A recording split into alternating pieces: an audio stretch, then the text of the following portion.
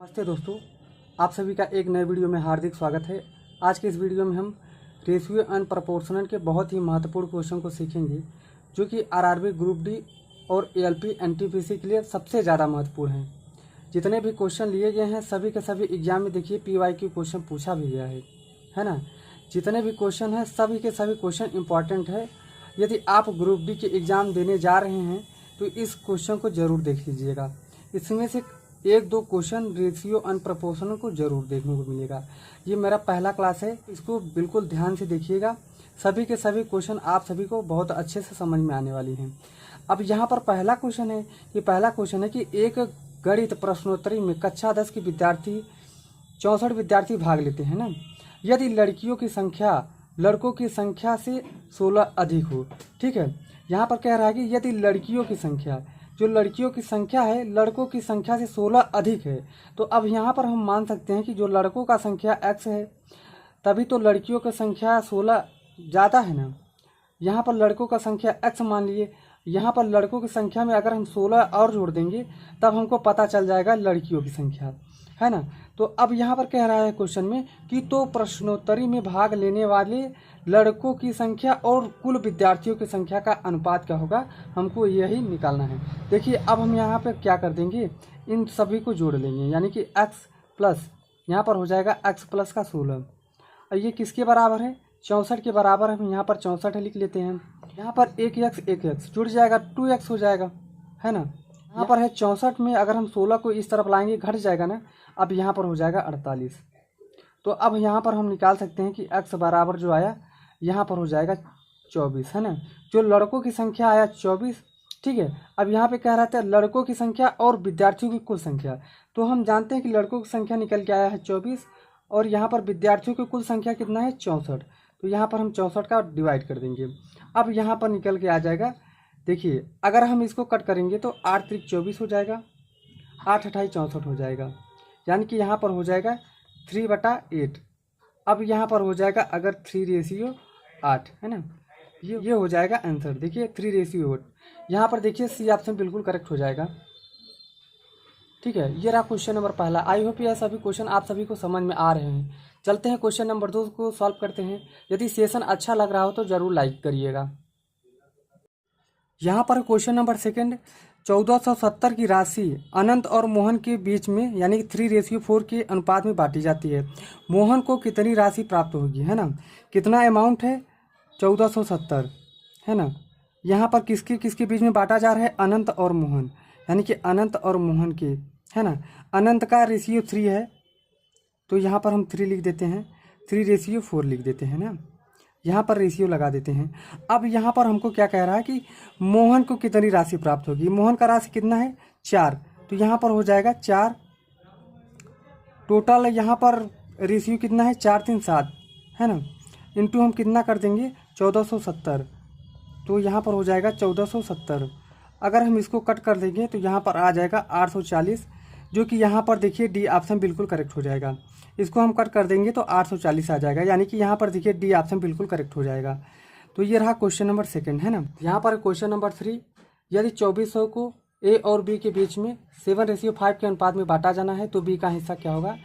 एकदम सेम इसके पहले जैसा क्वेश्चन था, सेम उसी प्रकार का है।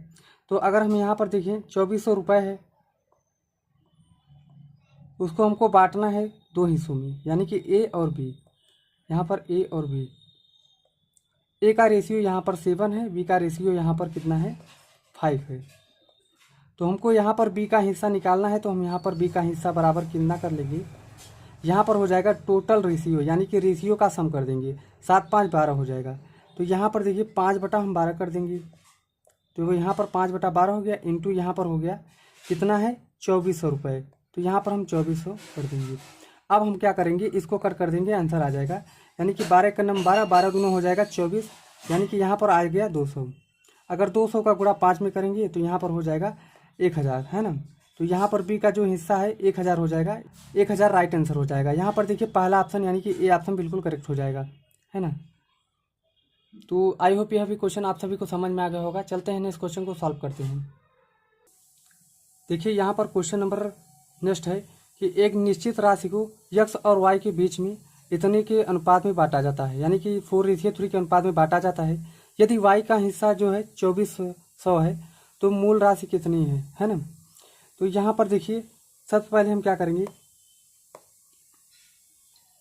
यहाँ पर दिया गया है, देखिए x का मान कितना है, तो यहाँ पर 4, तो यहाँ पर 4x कर लेंगे। यहाँ पर y का मान जो दिया गया है यहाँ पर 3x हो जाएगा। यहाँ पर क्वेश्चन में कहा गया है y का हिस्सा 2400 है, तो हम यहाँ पर क्या कर लेंगे, 3x बराबर कितना 2400, तो यहाँ पर हम 2400 कर लेते हैं। अगर हम इसको कट करेंगे तो यहाँ पर आएगा 800 रुपये, है ना। यहाँ पर हो जाएगा 800 रुपये, यानी कि x बराबर आ गया 800 रुपये। अब यहाँ पर देखिए हमको क्या कह रहा है कि तो कुल मूल राशि ज्ञात कीजिए, यानी कि मूल राशि कितना हुआ 4, 3 यहाँ पर देखिए जोड़ देंगे तो 7x हो जाएगा। तो यहाँ पर हम देखिए 7x, तो यहाँ पर 7 यहाँ पे अगर लिख देते हैं, x का मान यहाँ पर 800 है ना, तो यहाँ पर हो जाएगा 8 7 56, यहाँ पे 5600, यानी कि 5600 रुपये कुल हो जाएगा मूल राशि। यहाँ पर देखिए सी ऑप्शन बिल्कुल करेक्ट हो जाएगा, है ना। तो आई होप ये क्वेश्चन आप सभी को समझ में आया होगा। चलते हैं नेक्स्ट क्वेश्चन को सॉल्व करते हैं।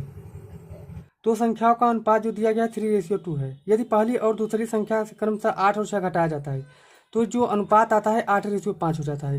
यहाँ पर देखिए संख्या कितना दिया गया है, संख्या है 3x, है ना।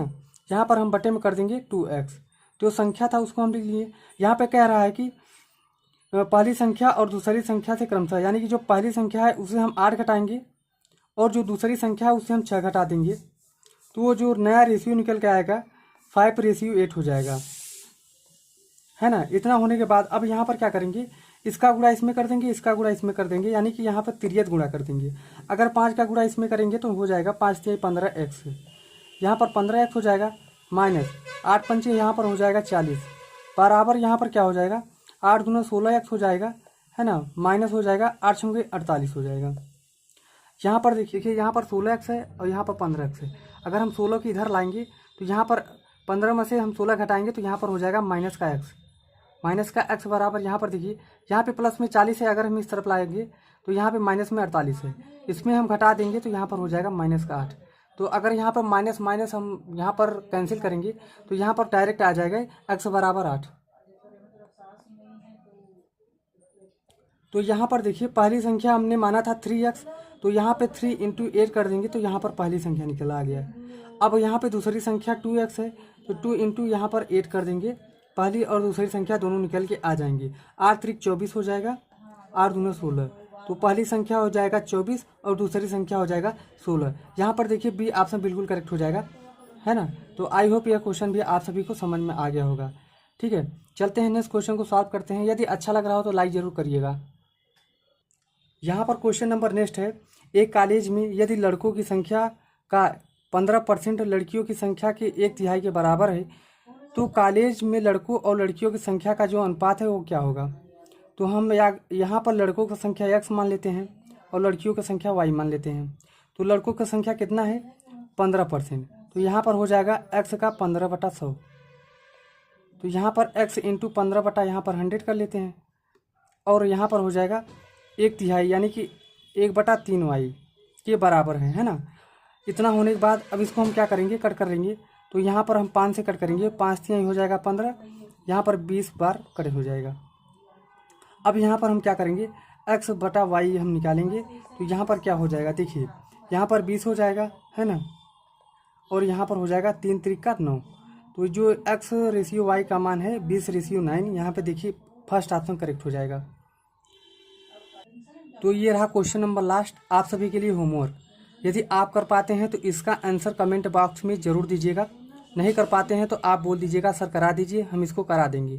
तो मिलेंगे नेक्स्ट वीडियो में। यदि आप रेलवे ग्रुप डी NTPC का एग्ज़ाम की तैयारी कर रहे हैं तो इस चैनल को फॉलो ज़रूर कर लीजिएगा, लाते रहते हैं लेटेस्ट क्वेश्चन जो कि एग्ज़ाम में पूछे जाते हैं। तो मिलेंगे नेक्स्ट वीडियो में, अपनी पढ़ाई करते रहना।